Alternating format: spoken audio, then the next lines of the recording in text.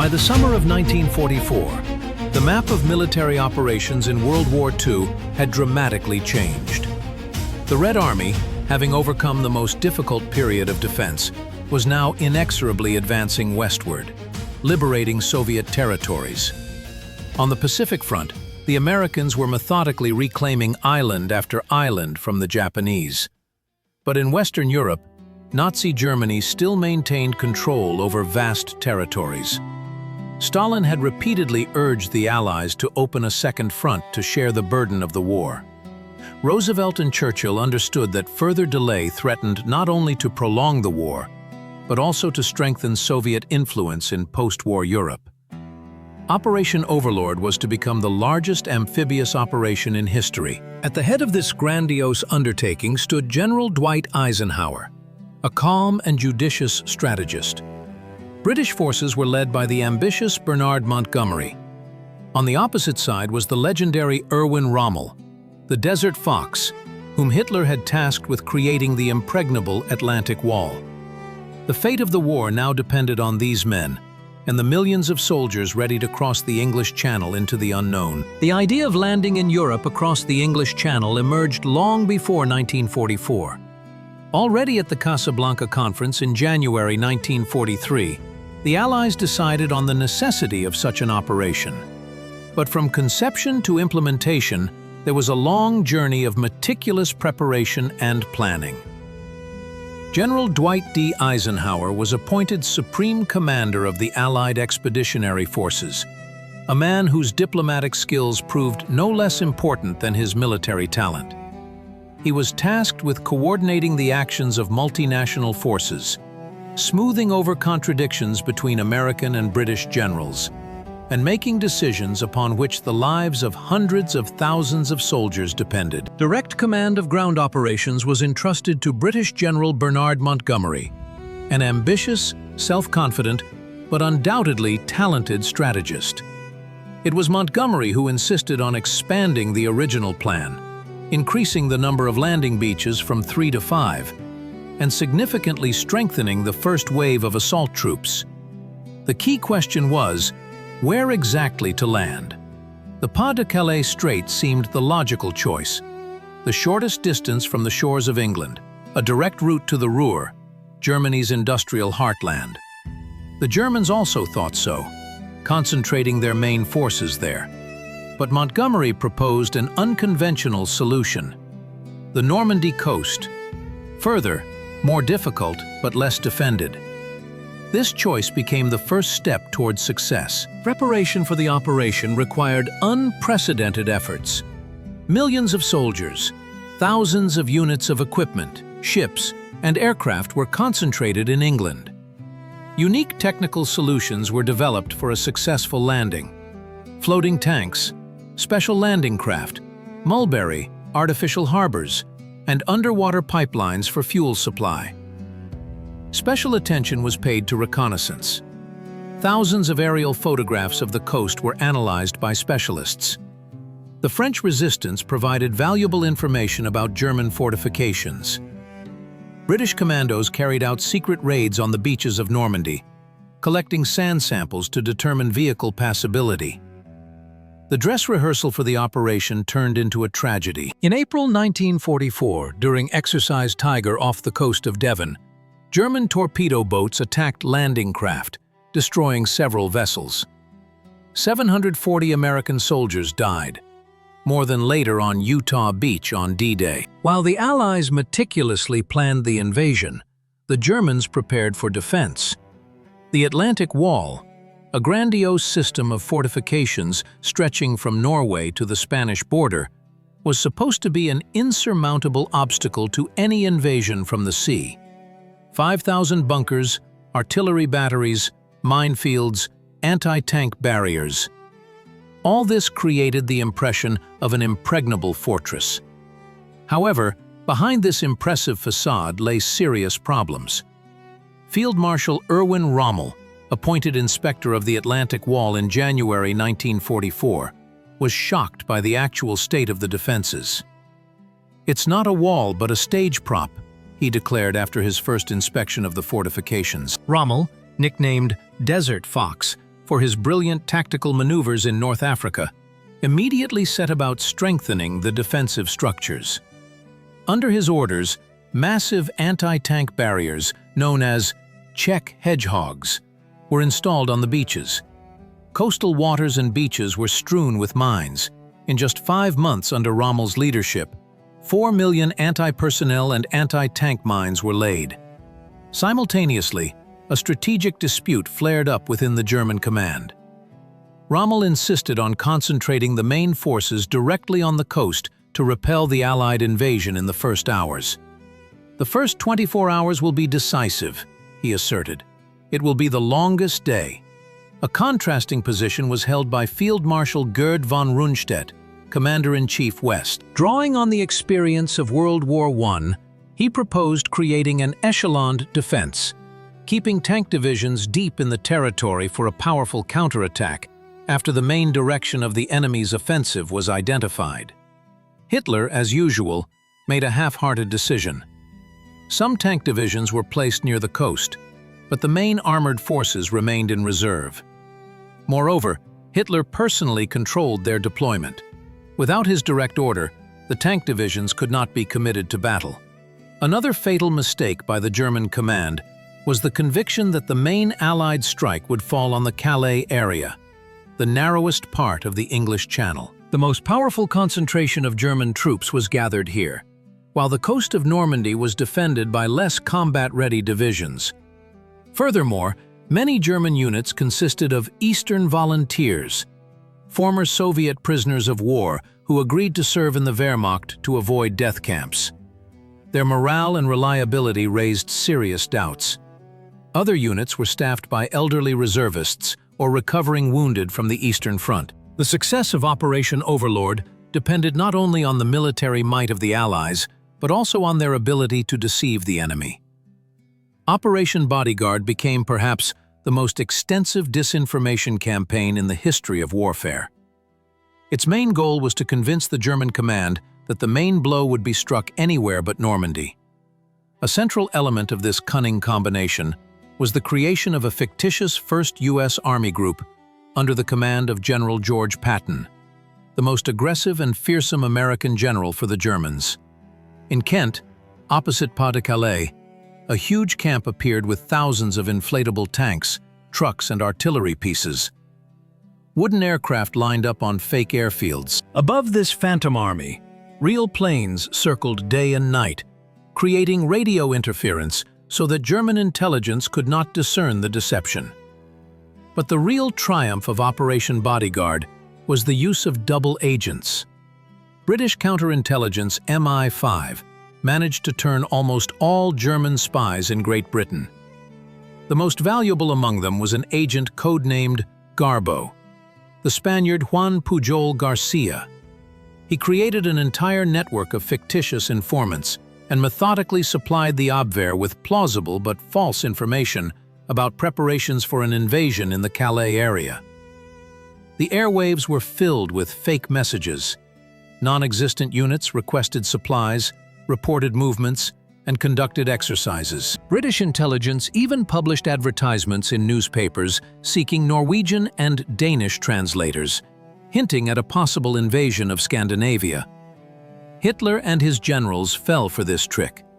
Even 2 weeks before the Normandy landing, German intelligence reported 59 Allied divisions in England, almost double their actual number. The Abwehr was convinced that the main blow would fall on Pas-de-Calais, and any actions in Normandy were merely a diversion. When the Normandy landing began on June 6, 1944, Operation Bodyguard reached its climax. Garbo urgently informed his German handlers that this was only the beginning, and the real invasion was being prepared in the Calais area. The German command believed him and kept their best panzer divisions there for several more critical weeks. The success of the disinformation campaign exceeded all Allied expectations. Field Marshal von Rundstedt later admitted, "We expected the invasion elsewhere and were completely deceived about the enemy's intentions." Even when thousands of soldiers were already storming the beaches of Normandy, Hitler continued to believe that it was just a diversion. Operation Bodyguard proved that in modern warfare, the art of deception can be as effective a weapon as tanks and artillery. Thanks to it, thousands of lives were saved, and the path to victory over Nazism was significantly shortened. June 4th, 1944. The southern coast of England. Hundreds of thousands of Allied soldiers in tense anticipation. Their faces are focused, their eyes a mixture of determination and anxiety. Many are writing their last letters home. Some are praying. Others simply smoke in silence, gazing at the horizon, where somewhere beyond the sea haze lie the shores of occupied France. But nature had its own plans. A fierce storm raged over the English Channel. Low clouds, torrential rain, gusty winds. Weather conditions utterly unsuitable for a large-scale landing operation. At the Allied Supreme Command headquarters, heavy tension reigned. Meteorologists gave grim forecasts. General Eisenhower called an emergency meeting. The decision he was about to make could change the course of the entire war. "Gentlemen, we are forced to postpone the operation for at least 24 hours, Eisenhower announced after a long discussion. This meant that thousands of soldiers, already loaded onto ships, would have to remain in cramped holds for at least another 24 hours. Some of them were already suffering from seasickness. But the main problem was elsewhere. Every hour of delay increased the risk of the operation being compromised. June 5th. A new meeting. The chief meteorologist of the Allied Army Group, Captain James Stagg, reports, "There is a small window in the bad weather, a short period of relative improvement in weather conditions on June 6th. Eisenhower looks at the map, then surveys the generals present. Montgomery nods resolutely. "We must go." Admiral Ramsey, responsible for the naval part of the operation, is more cautious. The conditions are far from ideal, but acceptable. After a moment's reflection, Eisenhower utters the historic phrase, "Okay, let's go." 5 simple words that launched the largest amphibious operation in history. At this moment, along the entire southern coast of England, a gigantic war machine comes into motion. 5,000 ships of various types begin to move out to sea. From massive battleships to tiny landing craft, this entire armada had to cross the English Channel according to a strictly calculated schedule.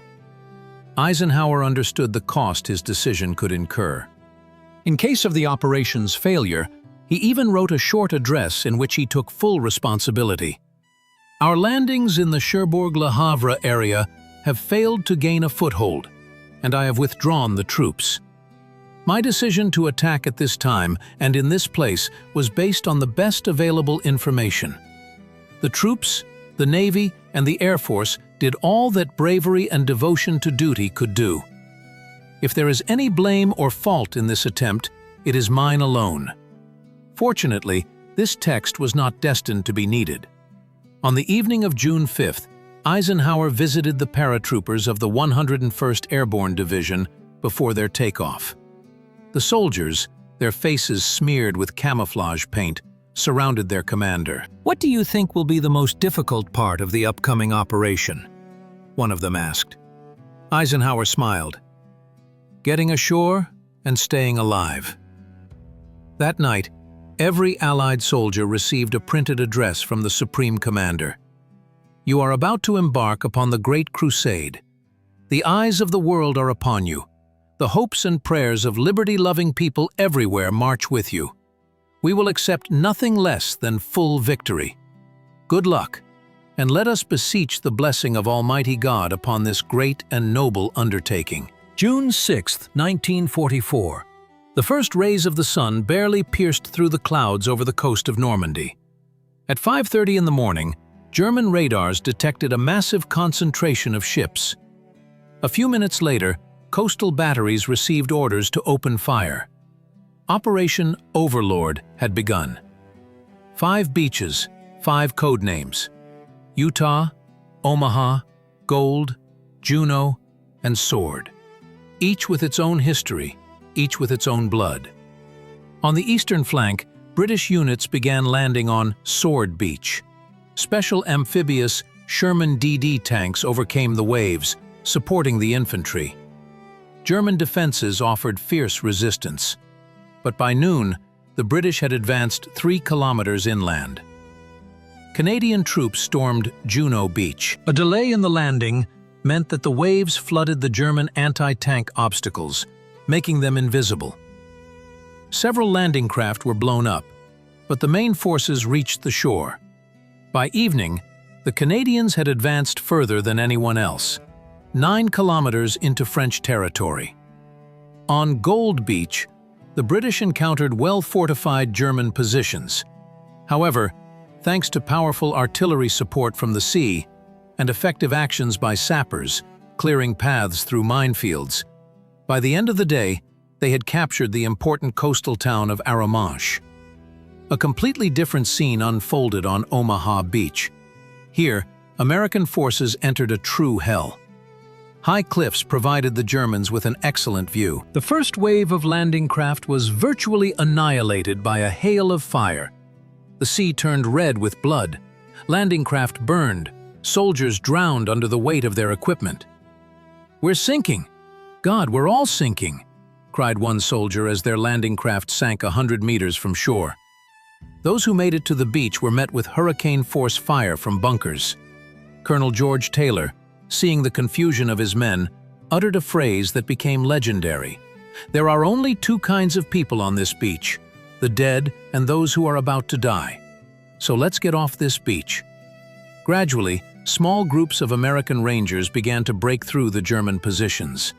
They scaled cliffs, destroyed machine gun nests, and cleared a path for the main forces. At the cost of incredible effort and enormous losses, by evening, the Americans had secured Omaha Beach and advanced 2 kilometers inland. On the western flank, on Utah Beach, the landing went surprisingly smoothly. A strong current carried the landing craft 2 kilometers south of the planned location, but, by a stroke of luck, it was precisely there that German defenses proved weaker. Brigadier General Theodore Roosevelt Jr., son of the former U.S. President, personally led the landing. "We'll start the war from here," he declared resolutely when it became clear they had landed in the wrong place. By the end of this long day, the Allies had secured all 5 beachheads. The price was high. Over 4,000 killed and wounded, but the main objective had been achieved. A second front in Europe had become a reality. On the night of June 6, 1944, several hours before the start of the naval landing, thousands of parachutes opened over Normandy.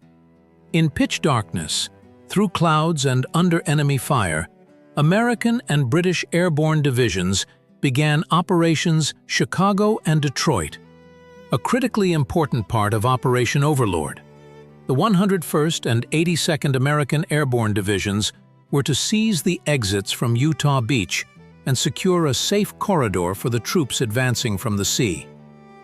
The 6th British Airborne Division was tasked with capturing the bridges over the Orne River and the Caen Canal, as well as destroying the artillery battery at Merville, which threatened Sword Beach. However, from the very beginning, nothing went according to plan. Dense cloud cover and German anti-aircraft fire forced transport aircraft pilots to deviate from their course. Strong winds scattered paratroopers over a vast area. Many paratroopers landed in low-lying areas flooded by Rommel and drowned under the weight of their equipment. "I had no idea where I was," recalled Private John Steele of the 82nd Airborne Division later. "My parachute snagged on the spire of a church in Sainte-Mère-Église. I hung there for several hours pretending to be dead, while the Germans walked below." The American paratroopers landed so widely scattered that the German command could not determine the scale and objectives of the operation. Paradoxically, this confusion played into the hands of the Allies. Small groups of paratroopers, gathering together, attacked German positions from unexpected directions, creating the impression that they were far more numerous. Lieutenant Colonel Benjamin Vandervoort of the 101st Division, gathering only 13 men around him, attacked a German battery defending the approaches to Utah Beach. "There are few of us," "But we are angry," he told his men before the attack. The audacious raid was successful. The battery was captured. British paratroopers acted no less decisively. Operation Deadstick, the capture of the bridges over the Orne River and the Kong Canal, became a model of precision and courage. 6 gliders with a detachment commanded by Major John Howard landed 100 meters from their targets. In a lightning attack, the British captured both bridges in 10 minutes, losing only 2 men. Another legendary episode was the assault on the battery at Merville. The artillery fortification, consisting of 4 reinforced concrete casemates with presumed 150mm guns, threatened Sword Beach. Lieutenant Colonel Terence Otway was to attack the battery with a detachment of 600 men. But due to errors during the landing, he had only 150 soldiers, almost without heavy weapons. Despite this, Otway decided to attack. Breaking through a minefield and barbed wire under machine gun fire, the paratroopers captured the battery. Inside, they found not formidable 150mm guns, but outdated Czech howitzers. Nevertheless, the threat was neutralized. By dawn, when the first landing craft approached the shores of Normandy, the airborne forces, despite their dispersion and losses, had accomplished most of their assigned tasks. They captured key bridges, destroyed artillery positions, and sowed panic and confusion in the German rear. The cost of this success was high. Of the 16,000 paratroopers who participated in Operations Chicago and Detroit, more than 2,000 died in the first hours of the invasion. But their sacrifice was not in vain. They paved the way for the main Allied forces, beginning a new chapter in the history of World War II. At 6 o'clock in the morning on June 6, 1944, Field Marshal Erwin Rommel was sleeping soundly at his home in Germany. He had taken a short leave to celebrate his wife's birthday and visit his family. Rommel was certain that in such stormy weather, the Allies would not risk launching an invasion. The experienced commander's fatal error became the first link in a chain of German miscalculations. When the first reports of the landing reached Army Group B headquarters, confusion reigned.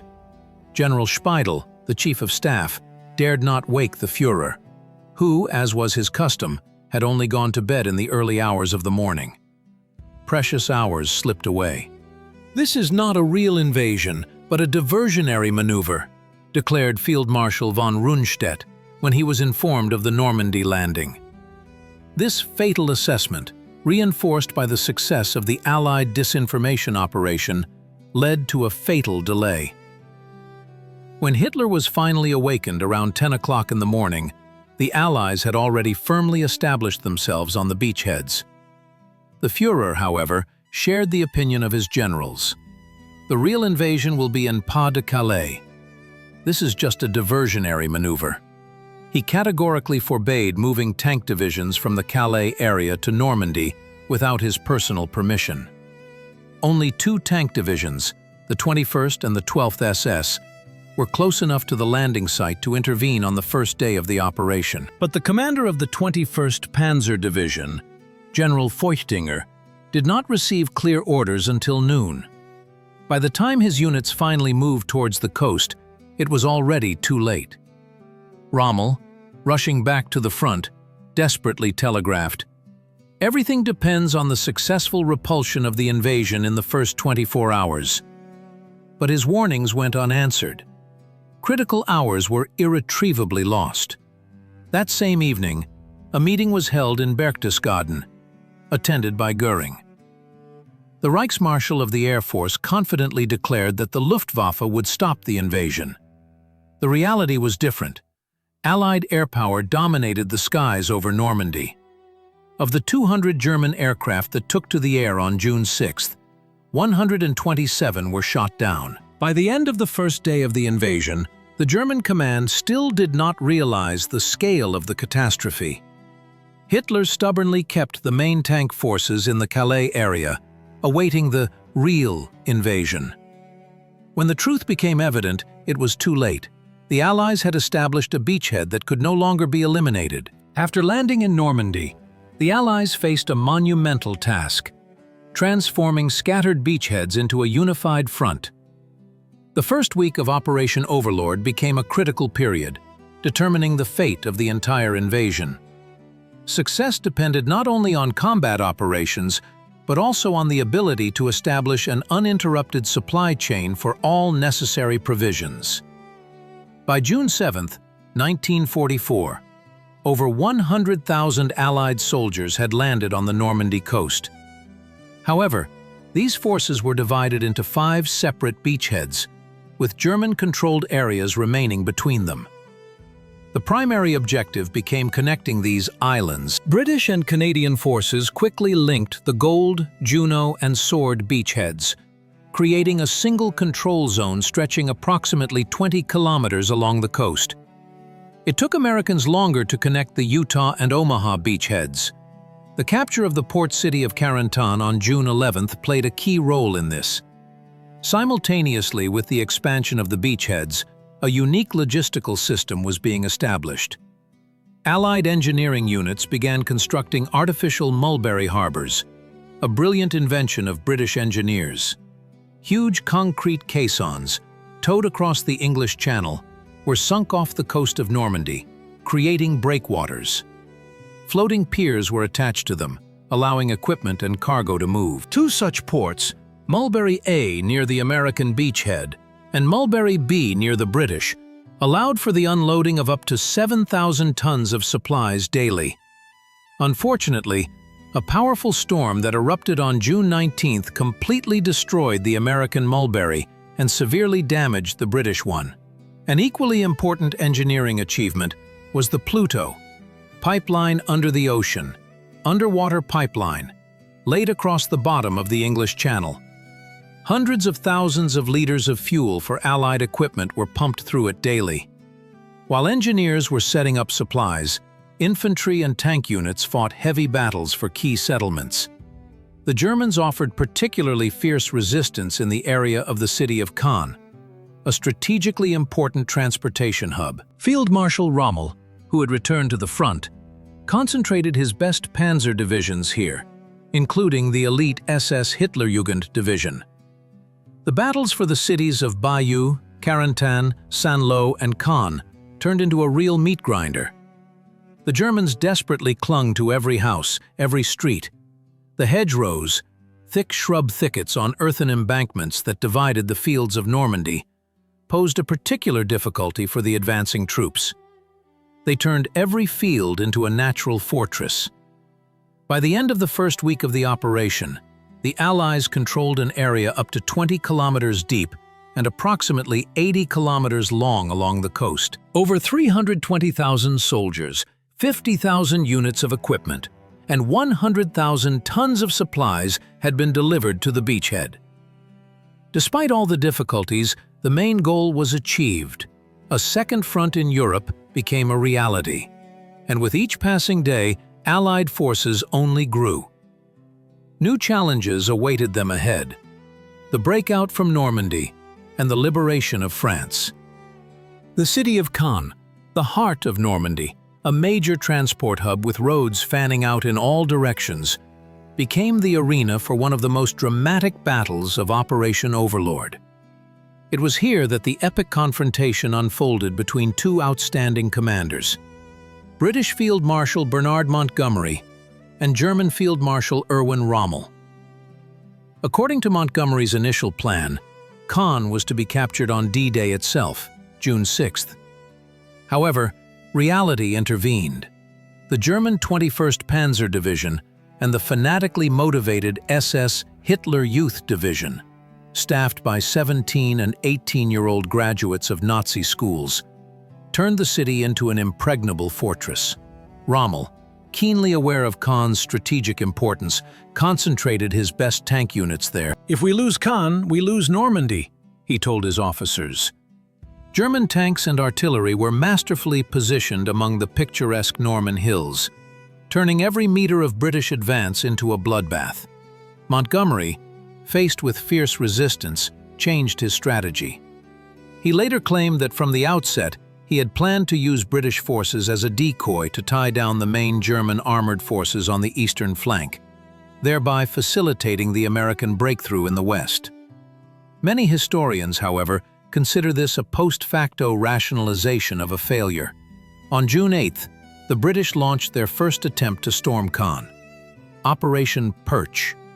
Tanks of the 7th Armored Division, the famous Desert Rats, broke through to the village of Villers-Bocage, but fell into a skillfully organized ambush. German tank ace Michael Wittmann, in his Tiger, single-handedly destroyed 14 British tanks and 15 armored personnel carriers in a matter of minutes. On June 13th, Operation Epsom followed, a new attempt to bypass Caen from the west. Despite the support of 750 artillery pieces and massive bombardments, the British advanced only 10 kilometers before being stopped by a counterattack from SS divisions. In early July, Montgomery developed Operation Charnwood, a frontal assault on the northern part of Caen. It was preceded by a massive bombardment of the city involving 460 bombers. The historic part of Caen was virtually wiped off the face of the earth. On July 9th, British and Canadian forces managed to capture the northern part of the city, but the Germans entrenched themselves behind the Orne River, turning the southern districts into an impregnable bastion. Caen was finally liberated only on July 20th, during Operation Goodwood. British armored divisions, supported by massive airstrikes, broke through the German defenses, but at the cost of huge losses, over 400 tanks. The battle for Caen, lasting more than 6 weeks, became one of the bloodiest in the campaign. The city was 90% destroyed. Thousands of soldiers from both sides perished in this meat grinder. However, Montgomery's strategic objective was achieved. The main German armored forces were tied down on the eastern flank, which allowed the Americans to prepare for a decisive breakthrough in the west. By mid-July 1944, the situation in Normandy had reached a critical point. American troops, advancing westward, encountered a serious obstacle: the city of Saint-Lô. This small Norman town, located at the intersection of 7 roads, had become a key node in the German defense, blocking the path to the interior of France. General Omar Bradley, commander of the 1st American Army, understood that further advancement was impossible without a breakthrough at Saint-Lô. Studying maps and intelligence data, he developed a daring plan codenamed Cobra.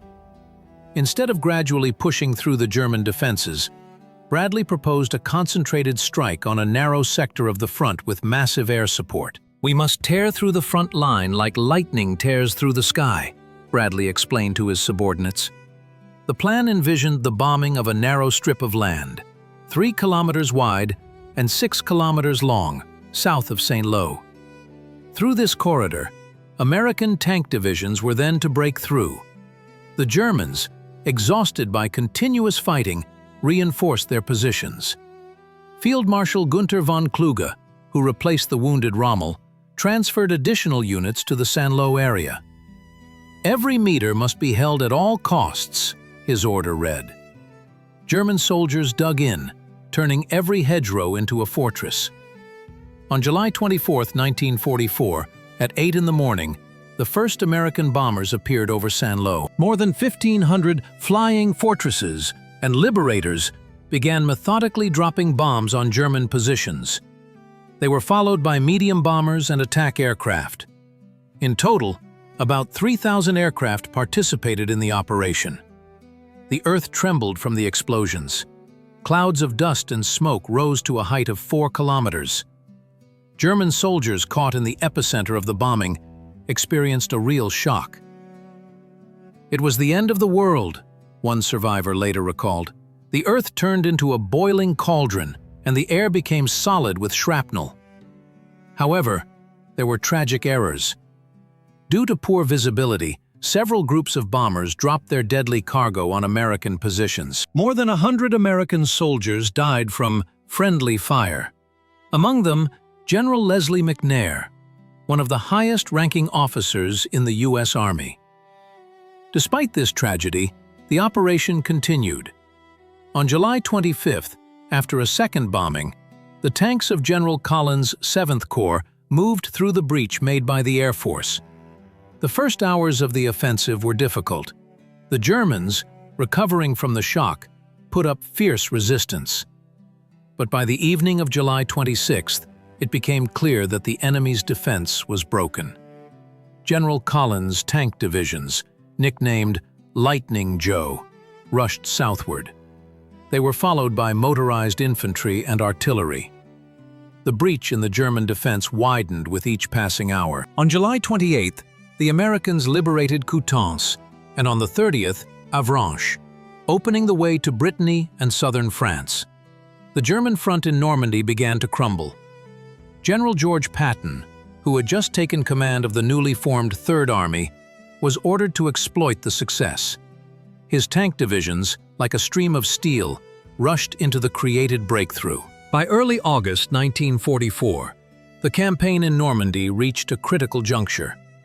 The successful American breakthrough in Operation Cobra created a unique opportunity to encircle and destroy the main enemy forces. On the war map, the outline of a future pocket around the city of Falaise began to emerge. Hitler, ignoring reality, ordered a counteroffensive codenamed Lüttich. On August 7th, 4 Wehrmacht panzer divisions attacked American positions near Mortain, attempting to break through to the coast and split the Allied forces. This decision proved fatal. The German tanks charged directly into a trap. General Bradley immediately recognized the opportunity for encirclement. "If von Kluge wants to stick his head in the noose," he said, "we'll tighten the knot." Instead of committing all forces to repel the German attack, he ordered Patton's Third Army to continue its advance south and east, bypassing the German grouping. Patton's armored divisions, like a steel torrent, surged through the breach. "My soldiers don't dig in," the general declared. "I don't pay them to dig holes, I pay them to kill the damned Germans." On August 8th, the Americans captured Le Mans, and on the 11th, Alençon, advancing up to 60 kilometers a day. Simultaneously, Canadian forces under General Crerard launched an offensive from the north, Operation Totalize. Using innovative tactics of a nighttime tank breakthrough under searchlight illumination, the Canadians broke through the German defenses and pushed towards Falaise. However, fierce resistance from SS divisions and difficult terrain slowed their advance.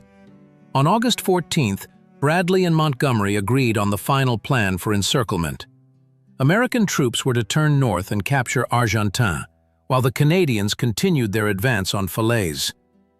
Between these cities remained a corridor about 20 kilometers wide, the last escape route for nearly 100,000 German soldiers. Field Marshal von Kluge, realizing the catastrophic situation, attempted to organize a retreat. However, Hitler, upon learning of the attempted withdrawal, furiously removed von Kluge from his post, replacing him with Field Marshal Model, the Führer's fireman, a specialist in hopeless situations. Upon arriving at the front, Model understood that only the men could be saved, not the equipment. On August 17th, the advanced units of the Americans and Canadians met near Chambois, closing the encirclement.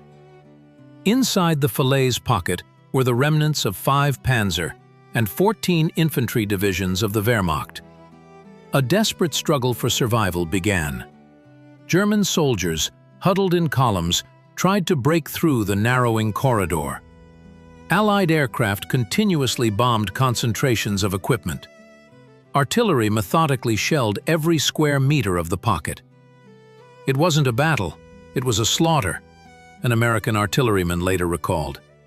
Particularly fierce fighting unfolded for Hill 162, a key position controlling the last escape route. The Polish 1st Armored Division, fighting as part of the Canadian forces, captured this height, but was surrounded by breakthrough German units. For 2 days, the Poles repelled attacks from all sides until they were relieved by the Canadians. On August 21st, the last pockets of resistance in the pocket were suppressed. The results of the battle were catastrophic for the Wehrmacht. 10,000 killed, 50,000 taken prisoner, all heavy equipment lost. The roads of the Falaise pocket turned into a graveyard of tanks, guns, and vehicles. The air was filled with the heavy smell of death. Thousands of human and horse corpses decomposed under the August sun. A few German units managed to escape the pocket, but they lost virtually all their equipment and heavy weaponry. Among those who escaped was the commander of the 7th Army, General Hauser, severely wounded in the head. SS General Dietrich, whose divisions suffered particularly heavy losses, bitterly remarked, "This is no longer war, it is mass murder." The Falaise pocket became the decisive battle of the Battle of Normandy. German forces in the West lost most of their experienced soldiers and officers. The path to Paris was open. In early August 1944, with the main forces of the German army tied up in the Falaise pocket, General George Patton received a new assignment. His Third Army was to make a swift dash to liberate the Brittany Peninsula, with its strategically important ports, and then turn east, towards the Seine River and further, to the borders of Germany. Patton, a brilliant tactician and master of maneuver warfare, divided his forces. General Middleton's 8th Corps sped into Brittany, while the main forces of the Third Army turned east towards Paris. "We will advance day and night," Patton declared to his officers. "The Germans must sleep, we never." In Brittany, the Americans met unexpectedly stubborn resistance. Although most of the peninsula was quickly liberated, German garrisons in key port cities, Brest, Lorient, and Saint-Nazaire, refused to surrender. Hitler ordered them to hold at all costs, declaring these cities fortresses. Especially fierce fighting erupted for Brest, the most important port on the Atlantic coast. It was defended by about 30,000 German soldiers under the command of General Ramke. It took the Americans more than a month of heavy fighting and the support of heavy artillery to break the defenders' resistance. On September 19th, Brest finally fell. But the Germans managed to completely destroy the port facilities. Paradoxically, the stubborn defense of the German garrisons in Brittany played into the hands of the Allies. While tens of thousands of German soldiers uselessly sat in surrounded fortresses, the main forces of the Americans rapidly advanced eastward, towards the Seine. After the breakthrough at Avranches, Patton's tank divisions literally sped across French soil, covering 80 to 100 kilometers a day. On August 15th, they liberated Chartres, and on the 17th, Orléans. German units, demoralized by the defeat in Normandy, retreated haphazardly towards the Seine, seeking to avoid encirclement. At this critical moment, the French resistance intensified its actions. Partisans blew up bridges and railway tracks in the path of the retreating Germans, set up ambushes on roads, and provided valuable intelligence to the Americans. The actions of the Maquisards, partisans based in rural areas, were particularly effective. Without the help of the French resistance, we would have advanced twice as slowly, General Patton later admitted. Local residents greeted the Americans as liberators, with flowers, wine, and information about enemy movements. By August 20th, the advanced units of the Americans reached the Seine. The Germans hastily tried to cross the river, but most bridges had been destroyed by Allied aircraft. Huge traffic jams of military equipment formed at the crossings, perfect targets for attack aircraft and artillery. For many German soldiers, crossing the Seine became the last ordeal of this campaign. Thousands drowned trying to swim across the river. Others were captured when improvised ferries and pontoons were sunk by Allied aircraft.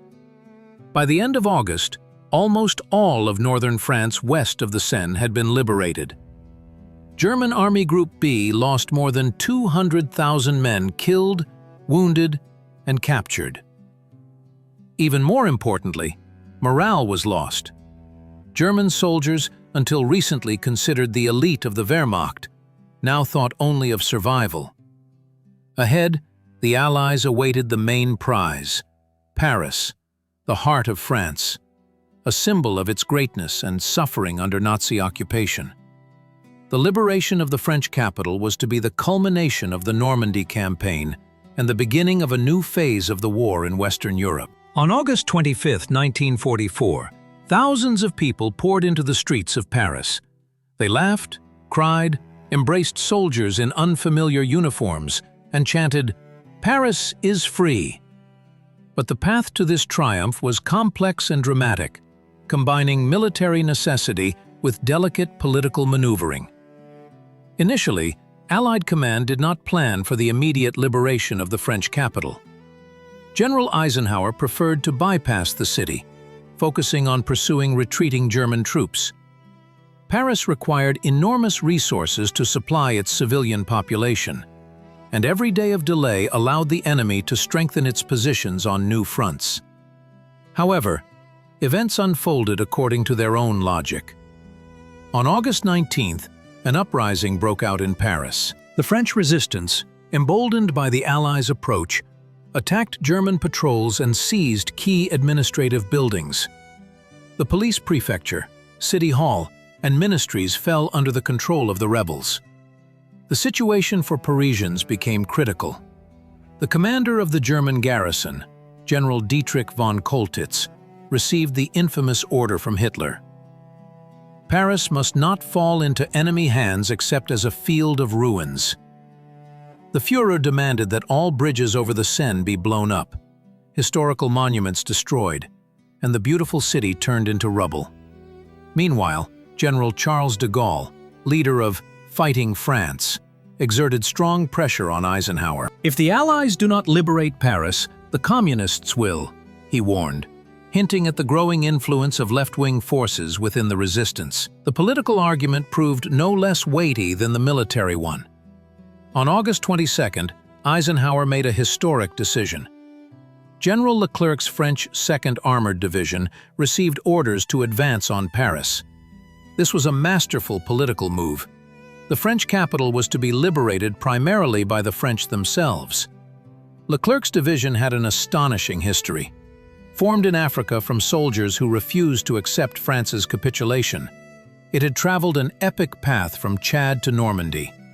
Now these men were returning home as liberators. Each tank in the division bore the name of a Parisian street or square, a symbolic reminder of the ultimate goal of their long journey. On August 24, Leclerc's vanguard entered the southern suburbs of Paris. They were met by jubilant crowds. Women threw flowers, men offered wine, children climbed onto tanks. But street fighting still lay ahead. Von Choltitz, contrary to Hitler's order, made a fateful decision. This professional soldier, who had previously obeyed even the Führer's cruelest commands without question, could not bring himself to destroy Paris. "I will not go down in history as the man who destroyed Paris," he told his officers.